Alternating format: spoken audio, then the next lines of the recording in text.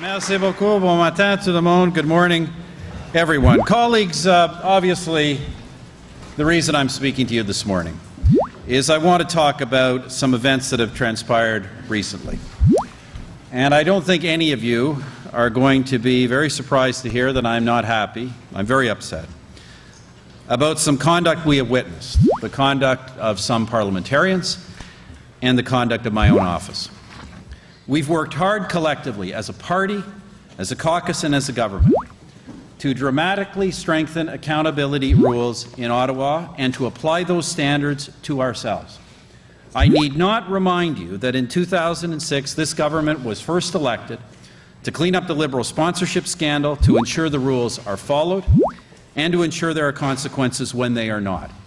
Since that time, we have taken unprecedented measures to achieve that end. Our Federal Accountability Act, the toughest accountability legislation in the history of this country, forever changed the way business is done in Ottawa. Canada now has one of the most accountable and transparent systems of governance in the entire world, and this is something Canadians are rightly proud of. It is also something, colleagues, that we can never take for granted. Because as I said, in fact, as I said in the room across the hall, in the fall of 2005, when we first pledged to bring in the Federal Accountability Act, I said this: no government will be perfect because none of us are perfect. We cannot dream a system so perfect that no one will have to be good. Therefore, just as we continue to toughen rules, we must also uphold a culture of accountability. And I know that the people in this room have. We have reduced our budgets and travel as a government. We are the caucus that finally bit the bullet and reformed the MP pension plan so that we will pay our fair share.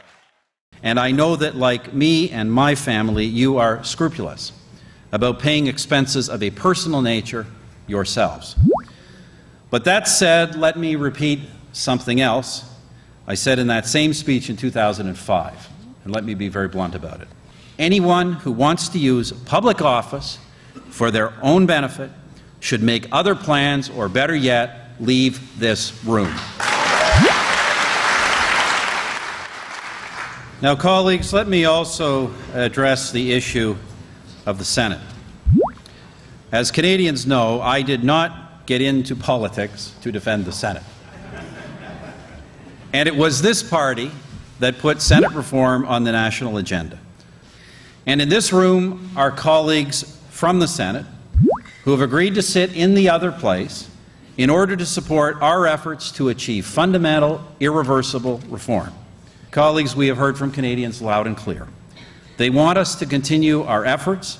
They are asking us to accelerate those efforts. Le statu quo au Sénat n'est pas acceptable.